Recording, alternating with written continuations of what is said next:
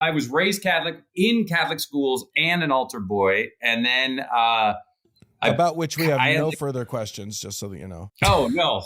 No, my mom and dad were so proud because we would serve mass, and it was both my brothers and I. We'd be doing the mass together, and my mom would be like leap out of the pew and start taking photos with an old Nikon, and she was so happy.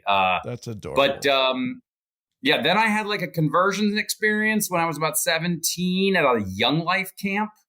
They say you have to give your life and all that, and yeah, and I definitely convert. I don't know what I was converting to, but I was in, and so then I went to I'm going to, I guess, a Methodist church now, and I went to my brother's an Episcopal priest. I'll just start then the Presbyterian. I was very Presbyterian for a while. I could never go to a mega church because they freaked me out. That's fair. There's my history. No, I love it. I love it. I mean, that's obviously, like, if you're into Dan's work, if you're into our work, then there's two camps of people. There's the hardcore atheists who are just like trying to understand the book from a different perspective, and then there are believers like you who are interested in hearing the Bible as they've never heard it before. Did you ever read the Bible? Did you ever like try to dive into it cover to cover? Oh, Dan, I can't read. That's my problem. I am very dyslexic. So when I remember the Simpsons episode where Homer thought he was dying from the piece of sushi that he ate, and he decided he only had the Bible on tape read by Larry King, and it was so funny.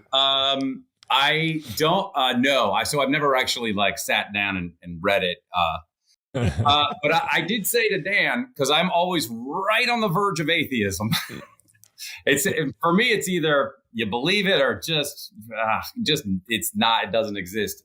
So I'm always like one step away from that. But that's why when I started following Dan on Instagram, I was like, oh, this is what I needed to hear. And then watching Dan break it down, because I feel like American Christianity is pretty screwed up because it's very American. And so Dan's way of breaking it down, which is data, which is great, which is like Dan points out all the time. So it's like, well, this doesn't really make any sense, but this is exactly what it said. And and then this other stuff makes so much more sense when Dan has broken it down. So it's just, kind of a revelatory. So when I had dinner with Dan in Salt Lake, and his lovely wife, I was very starstruck. It was great. And Dan had no idea, but